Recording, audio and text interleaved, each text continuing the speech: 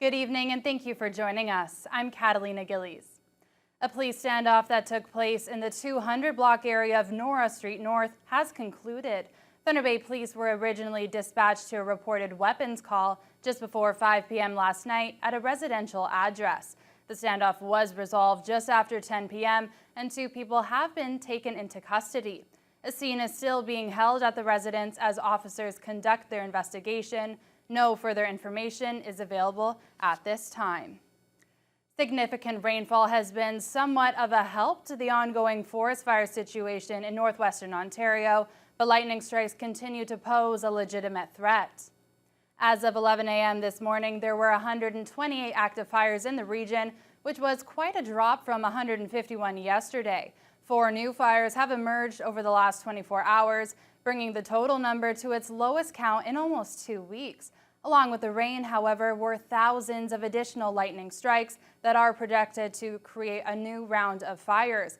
Fire Information Officer Chris Marchand did have some good news of Red Lake and Poplar Hill, which has been an ongoing area of concern. Received 12.7 millimeters of rain overnight, on top of a previous day's rainfall of about 5 millimeters. So that's going to help keep fire behavior down on that Red Lake 65 fire that is of concern to them.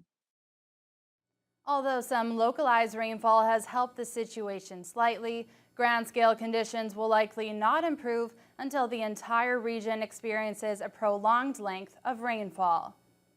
The MPP for Kiiwetinoong is watching as forest fires burn through his riding, with many residents from several remote communities having been evacuated across the province as a result. The NDP Sol Mamakwa says a solution needs to be found that will keep residents closer to home following an evacuation.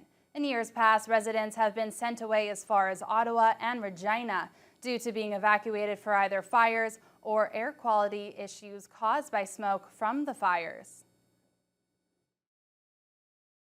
You know, whether it's Dryden, whether it's Solikot, whether it's Thunder Bay, whether, it's Greenstone, whether it's Pickle Lake, those are the places that we need our people to go.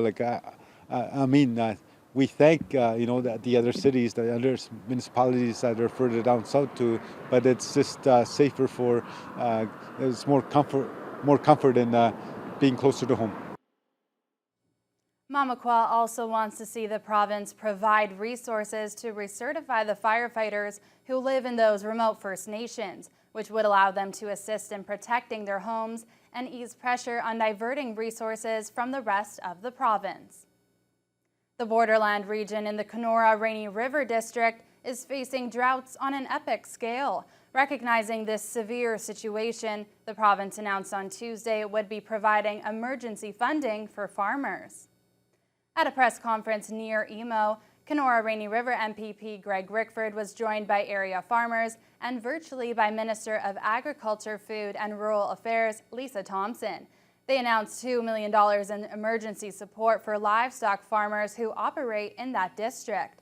Since early May, rainfall in the region has almost been non-existent, which has caused farmers to begin selling off their livestock earlier than what would be profitable. Of the $2,800,000 is being directed to the beef farmers of Ontario to secure food for the cattle because of the lack of hay production. Buy us some time because we're not done. This is absolutely a great announcement. We're happy that this feed, this $800,000 that's being directed to the BFO to secure feed and get it in the district. We need that immediately to keep the cattle that are here, and we'll have some time to do some more negotiating going forward. Bliss adds even if rain begins to fall today, the fields have been so overgrazed that it will take years to recover. The remaining $1.2 million is being offered to allow farmers to apply for funding, to source water, and to purchase and install new fencing in alternate grazing sites.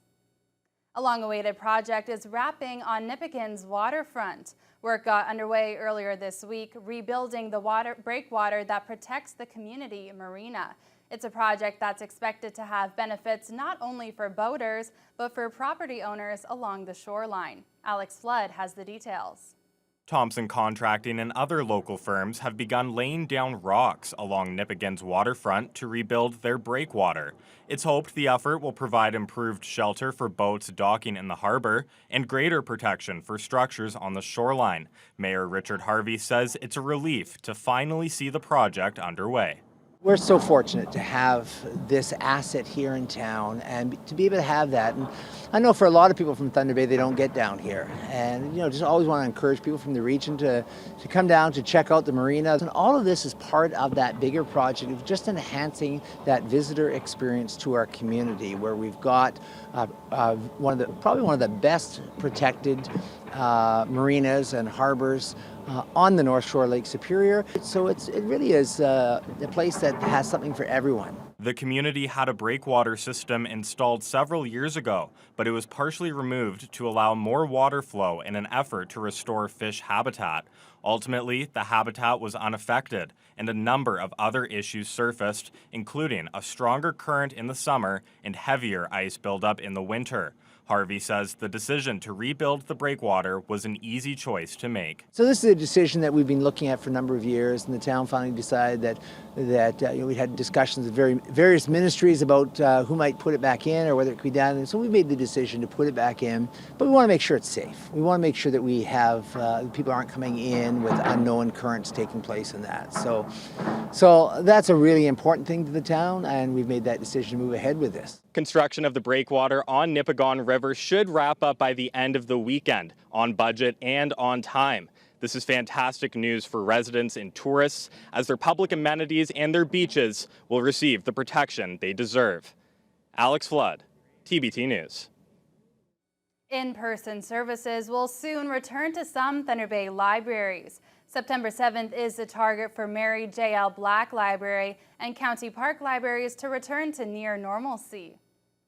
Patrons will soon be allowed to enter into the libraries for the first time in over a year, with the new health guidelines in place that include sanitization, capacity, and time limits. Thunder Bay Public Library CEO John Pateman says people will also notice the number of changes made inside the library during the pandemic to better utilize their space. We've bought all new shelving, so when people come back into those buildings, the look and feel of the place is going to be completely different. We hope people are going to sort of stand as they come in and go, wow, because we've got all new shelving. It's low level, so good sight lines, not the old tall shelving. It's on wheels. It means we can move it around. We can reconfigure the space for events and that kind of stuff. Waverly and Brody libraries are slated to return to in-person services on September 27th. The curbside method will also remain in place throughout the reopening. Over the past 2 decades, Underground Gym was served as a sanctuary for kids in need here in Thunder Bay.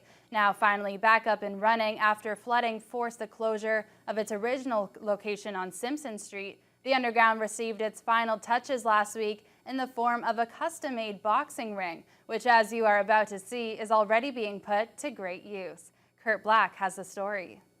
The newly installed boxing ring at Underground Gym is yet another example of the community stepping up in support of Underground founder Peter Panetta's mission to provide a safe, welcoming environment for any child in need. Support that Peter is forever grateful for. Real community effort, right from the building, which was bought by the community, to electrical, to plumbing, to bus. They just continuously help out. It's amazing. Current boxer and assistant trainer at the Underground, Nicholas Stoltz, knows firsthand the impact the gym can have on children after he himself started attending when he was just 8 years old. There's a lot of children that suffer and stuff from issues at home that don't have a lot of people to love, and then they come here and we give them love and motivate them. They look at all these great boxers and maybe they want to become like world champions themselves. After 21 years of dedicated service to the community, it doesn't matter what obstacle gets in his way. Peter is committed to doing anything he can for any child in need. It's all about children, man. I don't care where you are, what color you are. Like he said, I don't care if a Marchand walks in and starts working out. It don't matter to me, man. I don't care. It's about the children. It's not about me. It's not about the Underground. It's about them, man. When I see smiles on their faces and they're bouncing around, they're safe and happy, what else can I ask for? Kurt Black, TBT News. Residents in Sioux Lookout have until Monday to provide their input on a proposed park to be built in the Hudson area. The proposal comes from a strategic plan from council geared towards community development and planning in the municipality.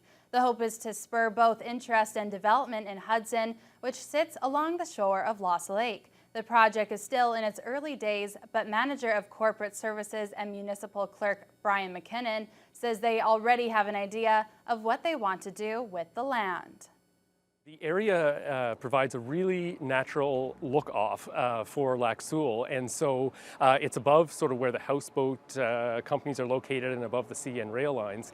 And so the area itself we're anticipating would have a pavilion which would house photos of the history of Hudson, as well as a couple of play areas for children, benches for people to be able to enjoy the view. MacKinnon says once the final design is presented to council, the hope is to have the project shovel ready for the next building season. Join now with Avery McRae. Avery, it's such an exciting weekend because Thunder Bay is hosting the biggest event since the pandemic began, none other than the Northern Ontario Disc Golf Championship. Yes, there's over 200 people that have traveled from across the country to Thunder Bay for this event. And I'll tell you, it's pretty cool. We'll give you those highlights when we come back.